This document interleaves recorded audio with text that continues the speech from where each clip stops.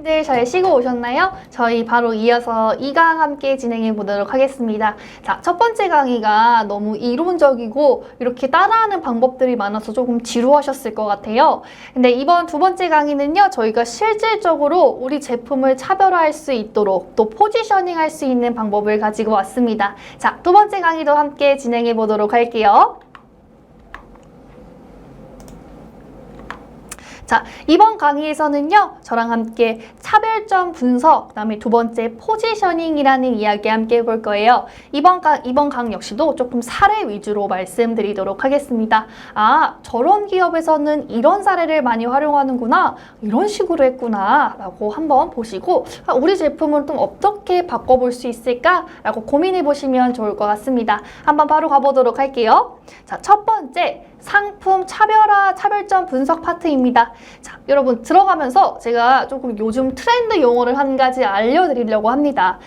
이런 단어 들어보셨나요? 캣슈머 들어보셨나요? 조금 생소하실 것 같은데요. 캣슈머는요, 고양이, 캣 영어로 해서 컨슈머랑 합친 단어인데요. 고양이를 닮은 소비 세대라는 명칭을 뜻합니다. 요즘 소비 세대가 고양이를 닮았다고? 뭐지? 좀 궁금하실 것 같은데요. 자, 고양이의 특징을 한번 볼게요. 자, 첫 번째 고양이는요, 주의를 경계하며 주변을 잘 관찰합니다. 두 번째는요, 쉽게 마음을 열지 않는다는 점이 있습니다. 세 번째는요, 주변을 면밀하게 관찰하고 스스로가 끌릴 때 다가간다라는 게 있습니다. 우리가 보통 강아지들은 주인이 왔을 때 주인이 왔어요 하고 바로 달려드는데 고양이는 그런 경우가 조금 드물죠. 이런 특징이 있고요. 네 번째는요, 쉽게 마음을 주지 않지만 한 번 마음에 들면요, 질리도록 갖고 논다라는 습성이 있습니다. 자, 이렇게 네 가지가 고양이의 가장 큰 특성인데요. 근데 이런 특성이 이런 소비자들한테도 이렇게 맞는다고? 라고 생각하실 수도 있는데요. 하나하나 뜯어보면요, 요즘 소비자들은요, 이런 고양이의 특성을 정말 많이 닮았습니다. 요즘 소비자들은요, 주의를 경계하면서 관찰해요. 주변에서는 어떤 이 물건을 구매했을 때 주변 사람들의 반응이 어땠는지, 이런 리뷰라고 하죠. 리뷰를 보고 관찰하는 경우가 있고요. 두 번째는요, 쉽게 마음을 열지 않아요. 우리 제품은 최초예요. 우리 제품 너무 좋아요 라고 아무리 광고를 해도요, 고객들은 쉽게 마음을 열지 않습니다. 세 번째는요, 마찬가지로 스스로 주변을 정말 면밀하게 관찰을 하고 스스로가 끌릴 때, 스스로가 이 제품 좋다, 이 제품 한번 사용해볼까? 라고 마음을 끌릴 때 다가갑니다. 네 번째, 가장 중요해요. 쉽게 마음을 주지 않지만 한 번 마음에 들면요, 정말 질리도록 가지고 놉니다. 맞죠? 우리가 쉽게 마음을 열지 않지만 한번 팬이 되면은 그 제품에 정말 컬렉션이 나올 때, 시즌성이 나올 때 계속적으로 구매하죠. 예를 들면 아이폰 같은 경우에 아이폰 1, 2, 3에서 지금 엄청 많이 나왔죠. 근데도 아이폰만 사용하시는 분들은요, 계속 아이폰 2세대, 3세대, 4세대 계속적으로 아이폰만 사용하죠. 이런 게 우리가 팬심이라고 하죠. 고양이의 특성과 굉장히 많이 닮았습니다. 그래서 요즘 소비자들은요, 중요한 특징이 있어요. 스스로 좋아할 수 있도록, 다가올 수 있도록 해야 하는 게 우리 가장 큰 문제점이자 우리가 한번 공략할 때 알아야 될 큰 관건입니다. 요즘 소비자들은 캐슈머다. 그래서 그들이 스스로 좋아하고 그들 스스로가 느끼고 그들 스스로가 다가올 수 있도록 우리가 마케팅을 해야 된다라고 알고 계시면 좋을 것 같아요. 자, 여기서 제가 한 가지 사례를 말씀드리려고 합니다. 자, 우리 대표님들 중에서 당근마켓 모르시는 대표님 없으실 것 같아요. 자, 당근마켓은요, 출시 5년 만에 누적 12,000만 명이 사용했고요. 그 말은요, 국민 5명 중에서 1명은 꼭 사용한다라는 이야기입니다. 자, 5명 중에서 1명 사용한다? 정말 많이 사용하는 거죠. 예를 들면 저희 부모님 같은 경우에도요, 다른 어플은 사용하시지 않는데 이 당근 어플은 정말 잘 활용하십니다. 그만큼 한국인이 정말 많이 활용하는 앱이다라고 볼 수 있는데요. 지금 여기 보면요, 전자상거래 웹 월간 이용자 순위 있는데 지금 쿠팡이 1등이고요. 두 번째가 당근마켓입니다. 세 번째는 11번가 빅매프, 뭐 G마켓 이렇게 순서대로 있죠. 근데 이 5가지 중에서요, 당근마켓이 가장 늦게 출시됐어요. 근데도 불구하고 당근마켓이 2번째, 즉 한국인이 가장 많이 사용하는 쇼핑 앱 2위로 차지하고 있다는 거죠. 자, 그렇다면 당근마켓이 어떻게 성공을 할 수 있었을까요? 자, 당근마켓은 아까 말씀드렸던 것처럼 후발주자였어요. 그리고 이 당근마켓의 경쟁업체 정말 강력한 경쟁업체 2가지가 있습니다. 중고나라와 번개장터가 있죠. 근데 이 중고나라와 번개장터를 이기고 당당하게 1등을 할 수 있었던 이유는 뭐가 있을까요? 단지 당근마켓이 운이 좋아서였을까요? 아니면 당근마켓이 뭐 홍보를 잘해서였을까요? 뭐 여러 이유가 있겠죠. 자, 당근마켓은요, 이 중고 거래 플랫폼에서 발생하는 문제점을 정말 잘 파악했습니다. 그리고 그걸요, 신뢰로 바꿔버렸어요.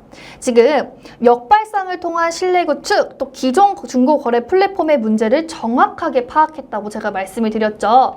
일단 중고 거래라는 거는 기업과 고객이 거래를 하는 것이 아니라 고객과 고객, 어떠한 중간에 뭐 매체를 껴서 하는 게 아니라 정말 고객과 고객, 사람과 사람 간에 바로 중고가 이루어지는 거기 때문에 사기율이 굉장히 높았고요. 비대명성, 또 익명성, 내가 누군지 드러내지 않아도 된다는 이런 익명성 때문에 이 사기에 관련된 이런 범죄들이 굉장히 많이 일어났습니다. 그래서 이 당근마켓은요, 위치 기반 서비스를 활용했어요. 위치 기반 서비스는요, 우리 동네에, 내 동네에서 몇 킬로미터 이내에 있는 사람들만 같이 거래를 할 수 있다라는 전략을 내세웠죠. 근데 이게 사기성이랑 무슨 연관이 있지? 라고 생각하실 수도 있는데, 대부분 중고마켓 당근나라 같은 경우에는요, 직거래가 굉장히 많이 이루어진다고 합니다. 그 이유는 즉슨 우리가 6km, 내 동네 주민들과의 거래가 주로 이루어졌기 때문에 대부분 택배 거래가 아니라 바로바로 직거래가 많이 이루어졌죠. 그렇기 때문에 사기 관련된 빈도율도 굉장히 많이 낮아졌고요. 신뢰도, 이 당근마켓에서 구매하면은 적어도 뭐 중고나라나 다른 플랫폼에 비해서 사기율은 낮아. 이런 식으로 신뢰도가 굉장히 높게 쌓일 수가 있었습니다. 지금 보시면요, 당근마켓은요, 정말 이름에서부터 그들의 확실한 이런 아이덴티티가 있어요. 당근마켓은요, 당신 근처의 마켓의 줄임말입니다. 정말 잘 나타냈죠. 6km 이하에서만, 6km 이내에서만 거래할 수 있는 이런 당신 근처의 마켓, 너무 이름을 잘 지었죠. 그리고 쉽고 간결한 어플리케이션 서비스를 활용했고요. 지역 기반 플랫폼을 활용했습니다.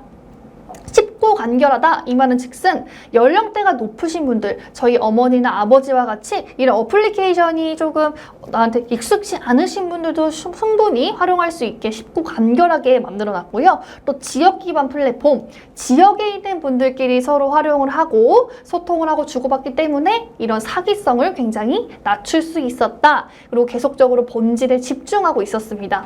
저희가 지금 당근마켓이 굉장히 커져서 시장에서 2위를 차지하고 있어요. 이 정도면은 조금 당근마켓에서 욕심을 내서 전국으로 6km라는 제한을 내지 않고 전국으로 확산해도 충분히 많이 팔 수 있을 것 같은데 라고 생각하시는 분들도 있을 것 같은데요. 당근마켓에서도 그런 생각을 안 했을까요? 당연히 했겠죠. 우리 제품이 6km라는 제한을 두지 않으면 훨씬 더 많은 중고거래를 일으킬 수 있고 더 많은 이익을 창출할 수 있을 텐데 그들은 당신 근처의 마켓이라는 자신들만의 이런 본질, 아이덴티티를 계속적으로 지키고 있습니다. 그래서 당근마켓 같은 경우에는요, 소비자들에게 신뢰도 얻었고요, 자신의 브랜드 이미지를 정확하게 구축할 수 있는 계기를 만들 수가 있었습니다. 그래서 여기서 한 가지 우리 대표님들께 여쭤보고 싶어요. 우리 상품, 우리 스토어 혹은 우리 매장의 아이덴티티는 무엇인가요? 자, 아이덴티티는요, 본질입니다. 내가 나라는 사람의 뭐 좌우명이라든지 본질, 그냥 쉽게 말해서 본질이다라고 생각을 해주시면 돼요. 자, 변하지 아니하는 존재의 본질, 차별화를 두기 위해서 상품이나 스토어, 현재를 정확히 하는 것이 중요합니다. 우리가 저 제품과 나의 경쟁 상대와 정확하게 차별을 둬야 성공할 수 있어 라는 건 이미 잘 알고 있습니다. 그렇다면 차별화를 어떻게 둬야 될까요?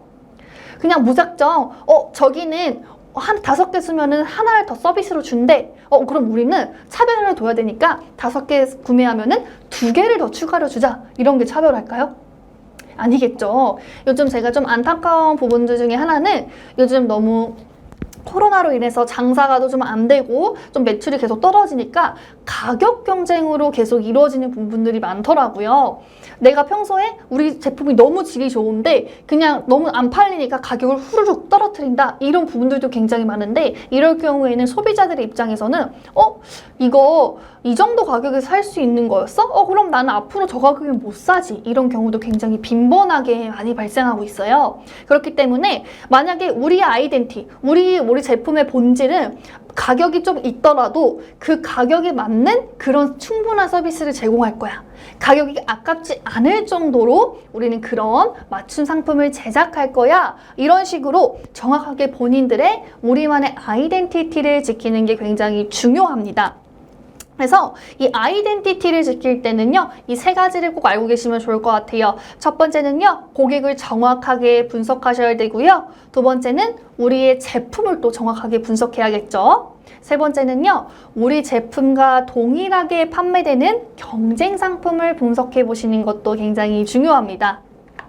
자, 첫 번째, 고객 분석이 되게 굉장히 중요하겠죠. 아무래도 우리 제품을 아무리 잘 만들어도 우리 제품을 구매해주는 고객이 없다면 발정 도루묵이 되겠죠. 첫 번째, 고객들이 상품 구매 시 가장 중요하게 여기는 것은 무엇일까라고 이 부분을 먼저 고민해 주셔야 될 것 같습니다. 이게 우리 제품을 홍보하는데 우리 제품을 마케팅하는데 가장 기본적인 수단이 될 것 같아요. 자, 욕구와 욕망, 니즈. 자, 니즈라는 거 알죠? 우리 많이 들었죠? 고객들의 니즈를 파악해야지 성공할 수 있다. 고객들의 니즈, 무엇을 원하는지 우리가 알아야지 제품의 경쟁력을 가질 수 있다. 이미 너무 잘 알고 계실 것 같아요. 이때 고객의 니즈를 정확히 아는 방법은요. 보시면요. 키워드 검색, 연관 검색, 최신 트렌드를 활용하는 것이 가장 좋은 방법이긴 합니다. 내가 우리 고객들의 니즈를 정확히 잘 모르겠어 하시는 경우도 있으실 것 같아요. 그럴 경우에는요. 키워드, 제가 앞서 말씀드렸던 키워드 검색 있죠. 물티슈 한번 검색해보고 물티슈에 관련된 연관 검색을 한번 쭉 보세요. 물티슈가 필요한 사람들은 이런 부분까지 같이 검색을 해보는구나 라고 이런 식으로 고객들의 니즈를 파악해보는 것도 중요한 방법이고요. 또 연관 검색어 혹은 최신 트렌드. 요즘 트렌드가 어떻게 되지? 요즘은 환경을 굉장히 많이 생각하는 것이 하나의 트렌드구나. 그럼 우리 제품은 패키지 자체를 조금 환경을 보호할 수 있는 패키지를 한번 만들어보자. 이런 식으로 트렌드에 맞춰서 고객들의 니즈를 파악하는 것도 좋고요. 아니면 키워드나 연관 검색어를 활용해서 고객들이 무엇을 원하는지 한 번 더 확인해 보는 것도 좋은 방법입니다. 근데 여기서 중요한 거는요. 니즈를 찾는 것이 핵심인데 여기서 핵심, 고객들의 욕구와 욕망을 아는 것 중에서 핵심은요. 정확하게 핵심 타깃을 좁혀야 됩니다. 예를 들어 우리는 20대 직장인들 대상으로 하는 오피스룩을 판매할 거야 라고 하시는 분들이 있으실 텐데 20대 직장인분들 잘 설정했어요. 근데 20대 직장인분들이 똑같은 스타일과 똑같은 체형을 가졌을까요?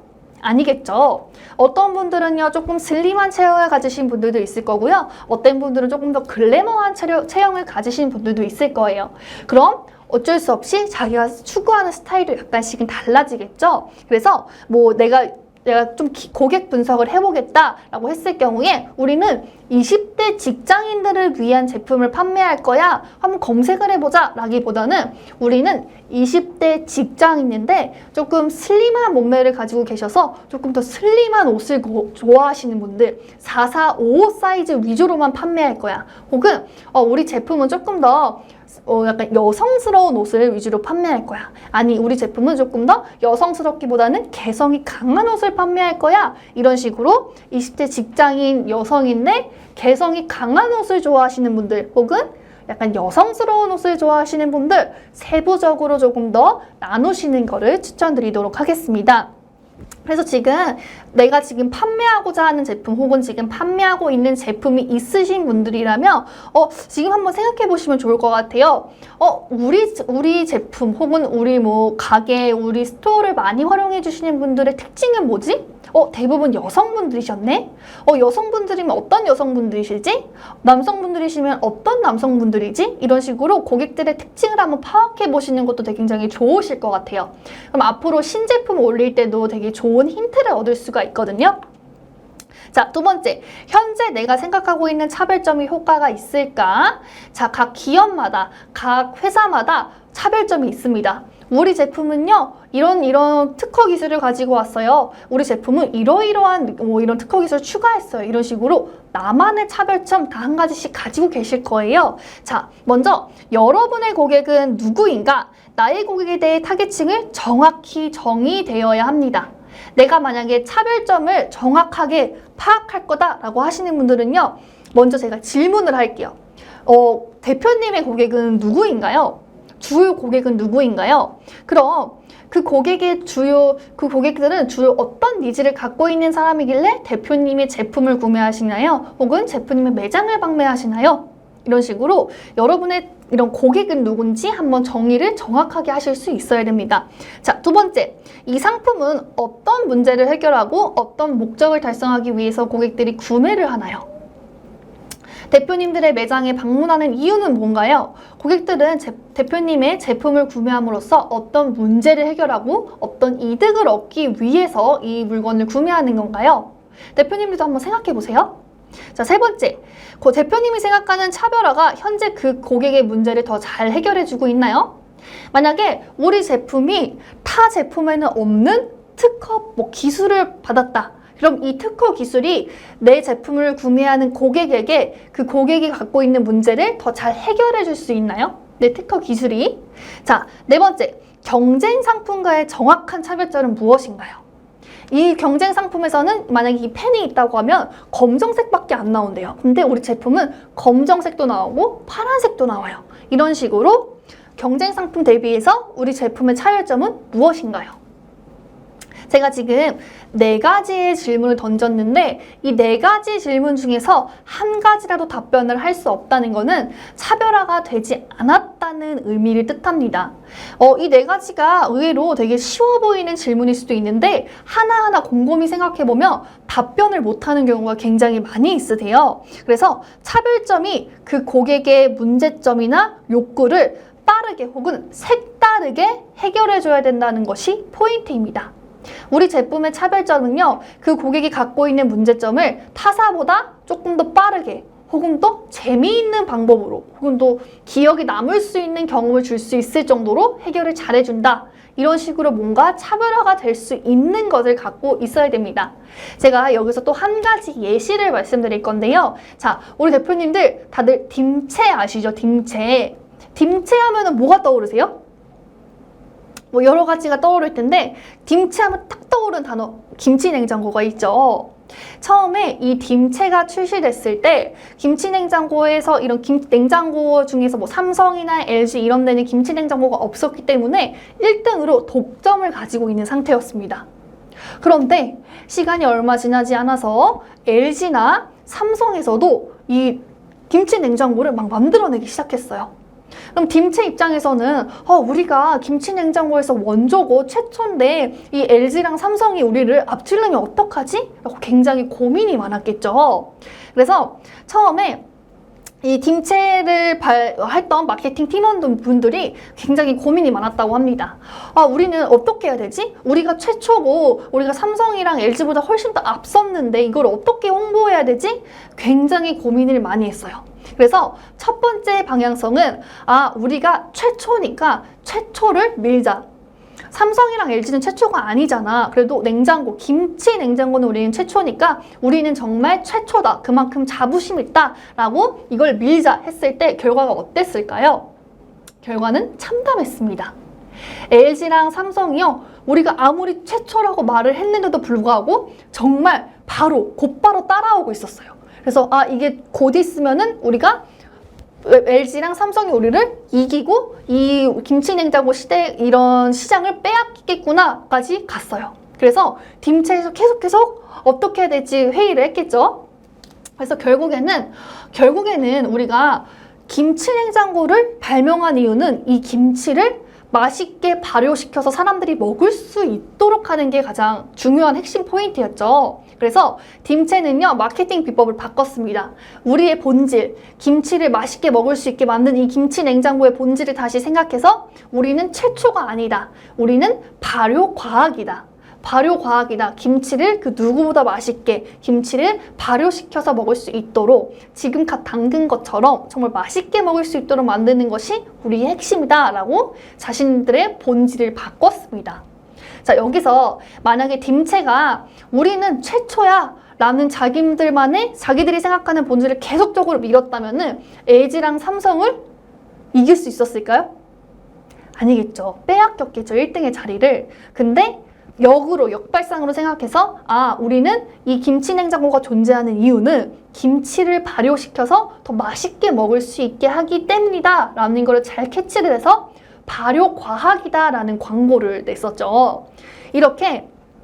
이런 큰 기업뿐만 아니라 내 제품에도 이런 기법은 동일합니다.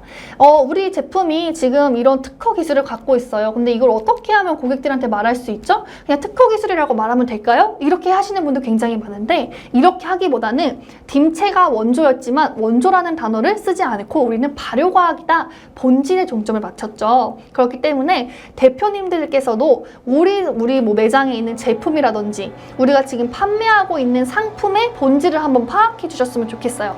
우리 제품은 거북목이 심하신 분들을 위해서 나온 제품이다 라고 했을 경우에 이 거북목을 어떻게 활용할 수 있는지, 우리 제품을 썼을 때 거북목이 어떻게 교정이 될 수 있는지 이렇게 소비자 위주의 맞춤으로 마케팅을 좀 바꾸시는 걸로 추천드리도록 할게요. 이 제품은 원조 정말 좋고 어떤 기술을 활용해서 이래요 라는 것보다 이 제품을 활용하면요 고객님들의 목이 어떻게 잘 됩니다. 어떻게 맞춤으로 됩니다. 이런 식으로 고객들이 그 어떤 문제점을 어떻게 바꿀 수 있는지 바꿔서 마케팅을 해보시는 것도 하나의 차별화 전략이 될 수가 있습니다. 자, 그리고 마케팅 트렌드를 한번 파악하는 것도 제가 하나의 방법이 될 수 있다고 말씀드렸죠.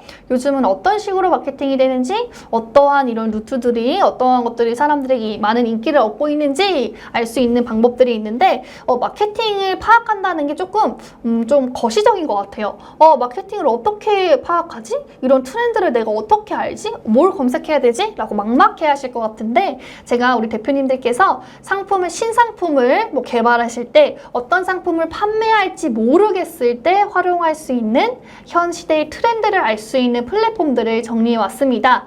제가 지금 알려드리는 플랫폼들이요 진짜 거짓말 안 하고 한 개씩 한 업체 한 사이트씩 들어가서 한 번씩 쭉 읽으시면요 어머 요즘에 이런 게 유행이구나, 요즘 이런 게 트렌드구나, 우리 이런 제품 한번 팔아봐야겠다 라는 느낌이 확실히 오실 겁니다. 자, 첫 번째 볼게요. 첫 번째는요 캐릿이라는 사이트입니다. 지금 괜찮으시면 바로 한번 검색해 보세요. 캐릿은요 MZ세대, 즉 10대에서 20대의 문화와 심리 트랩들을 정확하고 빠르게 알려줄 수 있는 사이트입니다. 이 캐릿 들어가 보면요 요즘 10대, 20대 이런 젊은 친구들은 이런 걸 굉장히 선호하는구나, 이런 생각으로 세상을 바라보고 있구나 라는 거를 정확하게 알 수가 있습니다. 그래서 우리 대표님들께서 10대, 20대를 타겟층으로 하는 제품을 판매하실 계획이거나 혹은 10대, 20대에게 맞는 광고가 필요하신 분들은요 이 캐릿 사이트 정말 추천합니다. 그래서 이 캐릿 사이트 한번 가보시고요. 두 번째는요 매드타임스라는 그런 플랫폼인데요. 이 매드타임스에는요 다양한 마케팅 소식과 칼럼, 광고 마케팅의 업계 트렌드를 알 수가 있습니다. 요즘 기업들에서는 어떤 마케팅을 활용하고 있는지, 어떤 트렌드로 변해가고 있는지, 그리고 다른 각기 전 세계 회사 사람들은 어떤 트렌드를 갖고 있는지 이렇게 전 세계적으로 알 수 있는 이런 플랫폼이기 때문에 이 매드타임스도 한번 들어가 보시고요. 세 번째는요 AP신문입니다. AP신문은요 소비자의 눈에 보이는 광고 홍보 캠페인인데요. 쉽게 말해서 소비자들이 요즘 좋아하는 광고는 무엇인지, 소비자들이 요즘 어떤 심리를 갖고 있는지, 소비자들은 어떤 캠페인을 주로 보는지 이런 식으로 소비자의 시각을 볼 수 있는 어플리케이션입니다. 이것도 한번 보시고요. 더 PR은요. 미디어, 뉴스, 즉 지난 한 주간에 굉장히 이슈됐었던 것들, 지난 한 주 동안 인기가 굉장히 많았던 것들에는 어떤 것들이 있는지 딱 정리돼서 볼 수 있는 사이트입니다. 다음으로는요. 오픈에즈는 다양한 마케팅 브랜드나 분석 자료를 볼 수가 있어요. 그래서 내가 경쟁사라고 생각하는 브랜드나 경쟁사라고 생각하는 그런 업체에 관련돼서 오픈에즈 들어가셔서 검색해 보시면요. 이런 쪽에서는 이런 식으로 검색을 해서 사용을 하고 있구나. 이런 식에서 타겟층을 하고 있구나. 라고 비교 분석해 볼 수 있는 사이트이기 때문에 오픈에즈도 한번 활용해 보시면 좋을 것 같고요. 다음 분은 모비인사이드. 모비인사이드는요.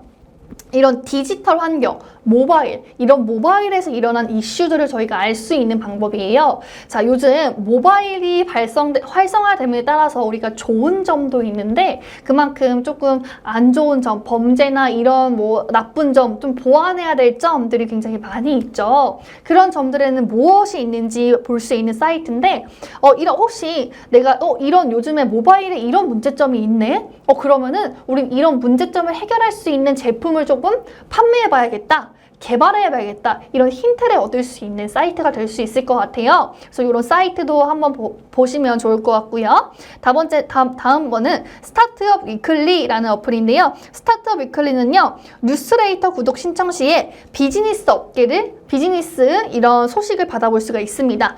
뉴스레이터는요. 내가 한번 신청만 하면은 일주일에 한 번씩 뉴스가 와요.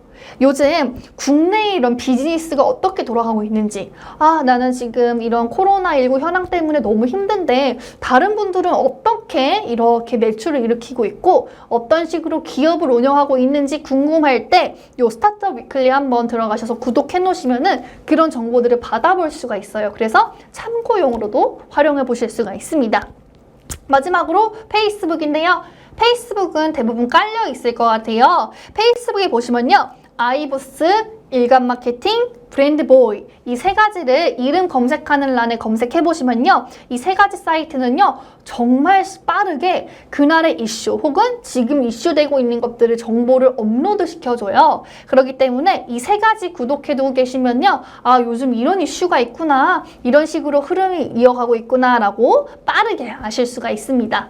그래서 제가 지금 알려드린 이 사이트들은요. 그냥 지나가지 마시고 한 가지라도 나한테 지금 이게 맞을 것 같아 라고 생각되시는 거 한 가지라도 체크해 두셨다가 나중에 필요할 때 내가 신제품을 개발하거나 우리 제품의 홍보가 필요할 때 혹은 우리 스마트 스토어가 어떻게 좀 활성화될 수 있는지 회의를 할 때 이럴 때 한 번씩 활용해 보시면 좋을 것 같습니다.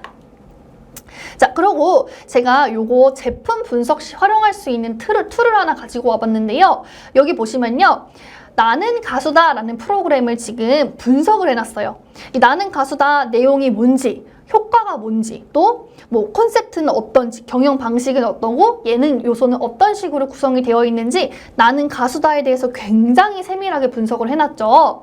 이거는요. 꼭 나는 가수다 이런 프로그램뿐만 아니라 내 지금 판매하고 있는 제품이라든지 우리 매장을 분석하실 때 이 툴을 활용해 보시면 좋을 것 같아서 제가 한 가지 가지고 와봤어요. 그래서 이 툴을 한번 필기해 두셨다가 이거 나중에 내 거 한번 제품 분석할 때 활용해 보면 좋겠다 라고 하실 때 사용해 보시면 좋을 것 같고요. 두 번째, 콘셉트, 효과. 두 번째는요. 나는 가수다, 불후의 명곡, 히든싱어, 복면가왕 여러 가지가 있죠. 이 네 가지는 경쟁사도 함께 분석할 때 보시면 좋은 플랫폼일 것 같습니다. 그래서 나중에 내가 내 제품이나 경쟁사를 같이 분석할 때 조금 애매하다. 조금 어떻게 해야 될지 방향성을 못 잡겠다 하시는 분들은 제가 지금 보여드린 툴 캡처해 두셨다가 활용해 보시면 좋을 것 같습니다.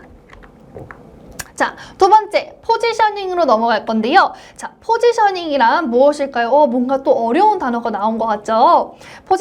포지셔닝이란요. 소비자의 마음속에 자사 제품이나 기업을 가장 유리한 포지션에 있도록 노력하는 과정입니다.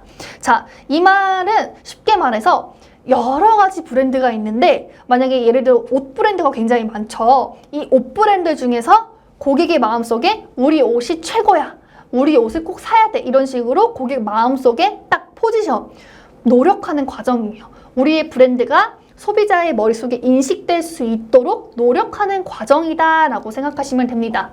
자, 그렇다면 이 포지셔닝은 내가 어떤 제품을 판매하거나 어떤 일을 할 때 모두 중요하겠죠. 내가 뭐 기업을 운영하더라도 우리 소비자들 혹은 나의 고객, 거래처, 우리 직원한테 나라는 대표라는 사람을 잘 인식해야 돼. 좋은 사람으로 인식해야 돼. 그럼 그 과정 역시도 이 포지셔닝에 속하는 겁니다. 나라는 내 제품, 내 기업이 내가 원하고자 하는 대상에게 좋은 방향으로, 내가 원하는 방향으로 인식될 수 있도록 하는 걸 포지셔닝이라고 생각하시면 됩니다.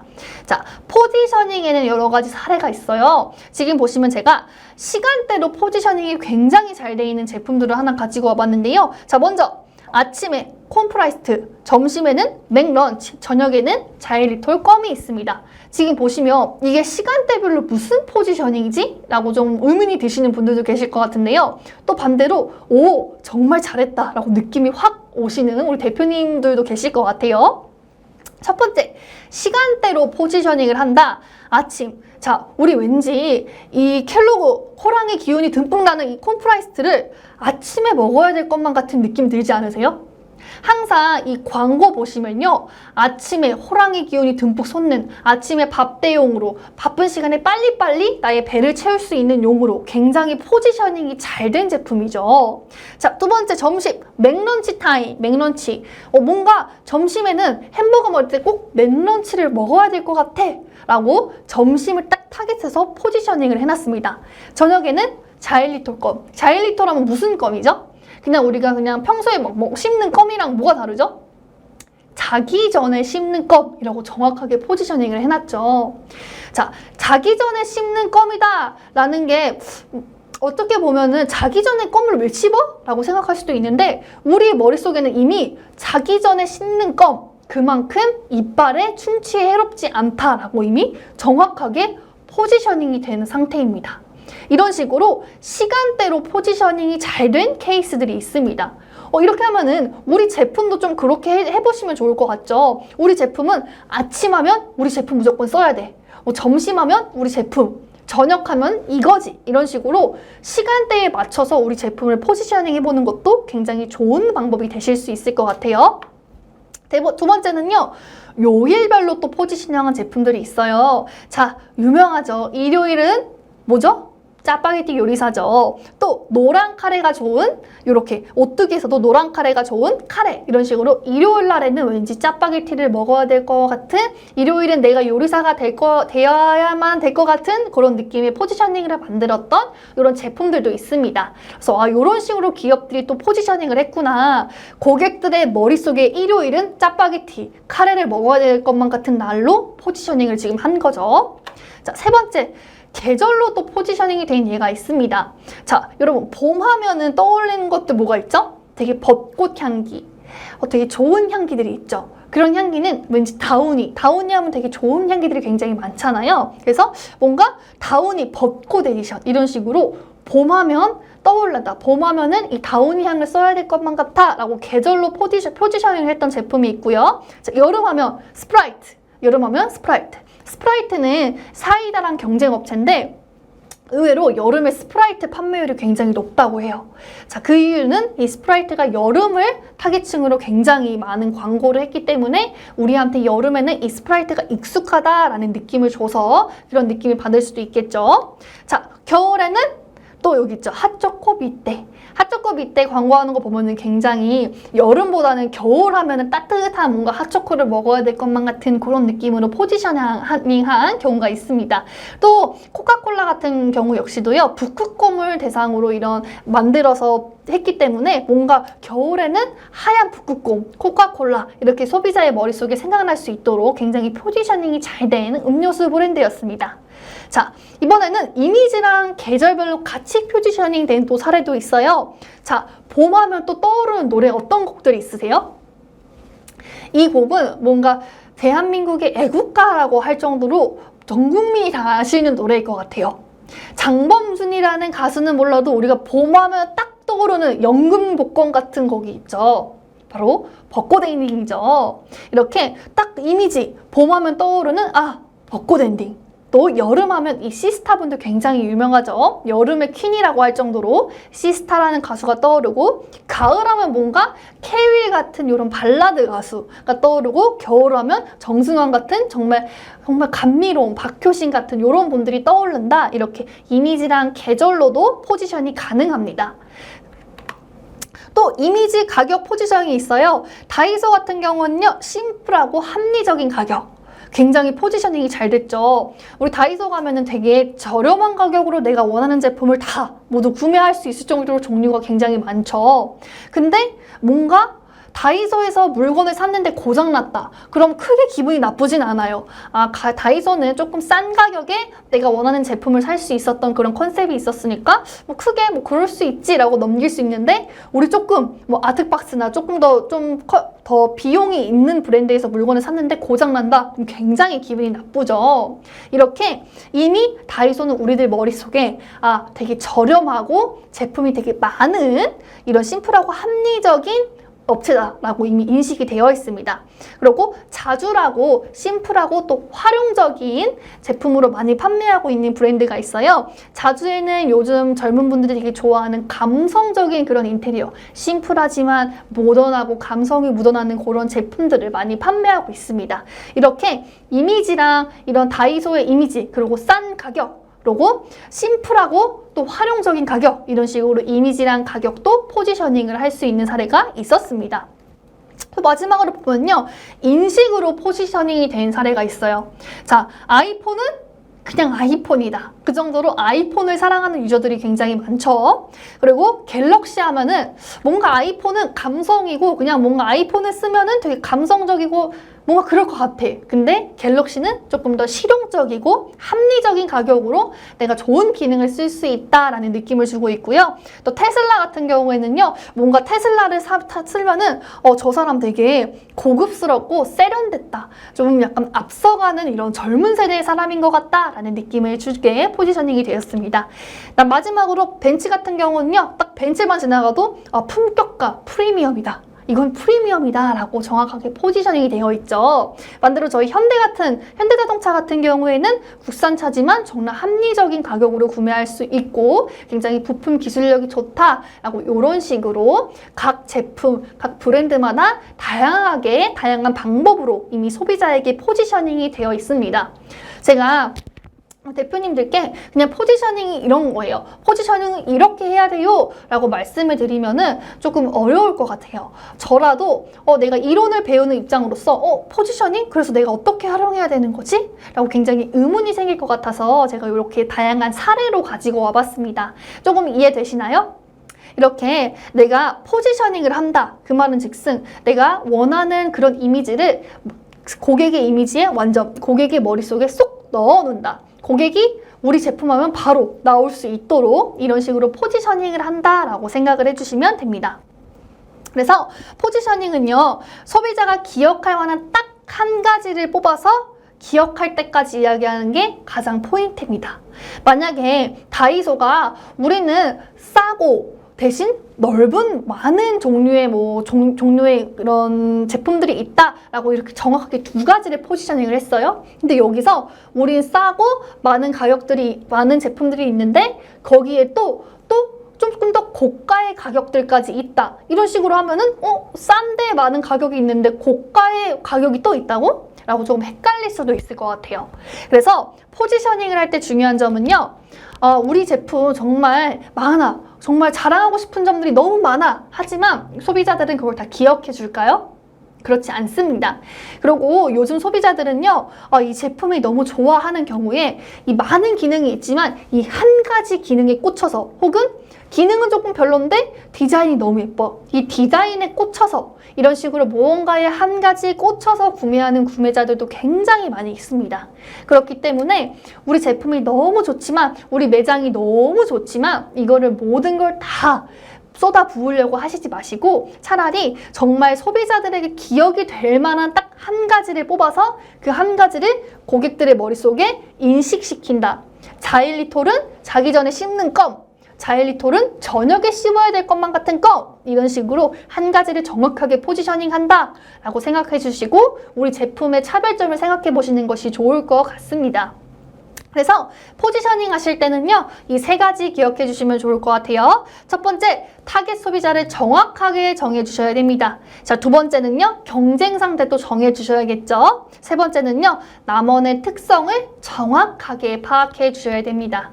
우리한테 이렇게 많은 장점들이 있지만 그 많은 장점들 중에서 어떤 거, 소비자들의 문제를 정확하게 해결해 줄 수 있는 거 혹은 소비자들의 기억 속에 오래 남을 수 있는 한 가지를 딱 뽑아서 포지셔닝을 해야 된다라고 기억해 주시면 좋을 것 같습니다. 자, 그리고 여기서 제가 또 마지막으로 한 가지 더 사례를 보여드릴 건데요. 지금 보시면 임신 테스트기가 있죠. 임신 테스트기는요, 굉장히 차별화하기가 힘든 제품이에요. 왜냐면 임신 테스트기에 뭐 어떤 기능이 뭐 많이 들어갔겠어요. 그런 거 없이 그냥 임신의 여부를 판단할 수 있는 그런 간단한 기능밖에 없기 때문에 굉장히 차별화가 힘든 제품인데, 여기서 만약에 이 임신 테스트기를 홍보할 때 제품이 주는 기능적 특성만, 우리 제품은 정확해요. 속도가 굉장히 빨라요. 이런 식으로 기능적 특성만 광고를 한다면 고객들이 그게 머릿속에 탁 인식이 될까요? 포지셔닝이 될까요? 안 되겠죠. 그리고 타겟 소비자들이 무엇을 원하는지를 정확하게 파악하는 것도 굉장히 중요한 요소가 될 수가 있습니다. 자, 여기서 제가 똑같은 임신 테스트기인데 포지셔닝이 굉장히 잘 된 두 가지 제품을 가지고 와봤습니다. 자, 먼저 A 상품의 브랜드 포지셔닝이에요. 지금 A 보면 박스 보면요, 굉장히 핑크색에다가 아기가 웃는 모습을 하고 있죠. 자, 그러면은 그리고 여기 이렇게 멘트가 써 있어요.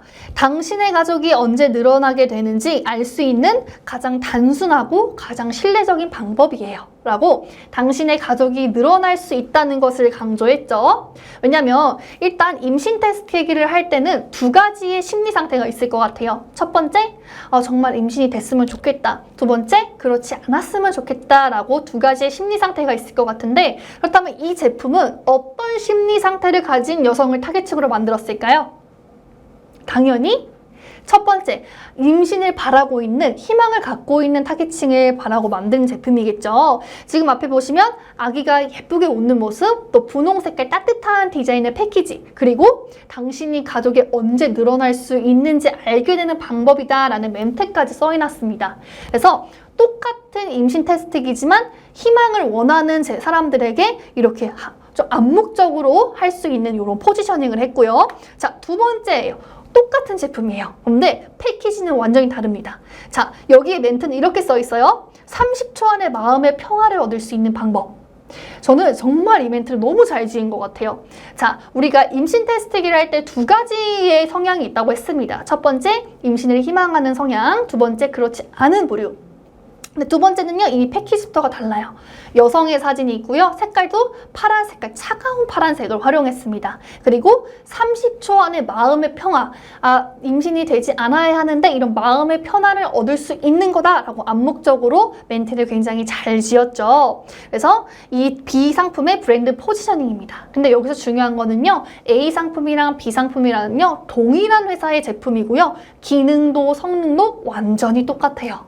근데 포지셔닝이 완전히 달랐죠? 그 이유는 타겟층으로 하는 고객이 완전히 다르기 때문이에요. 그래서 제품은 동일하지만 타겟에 따라 브랜드의 모든 것이 달라질 수가 있습니다.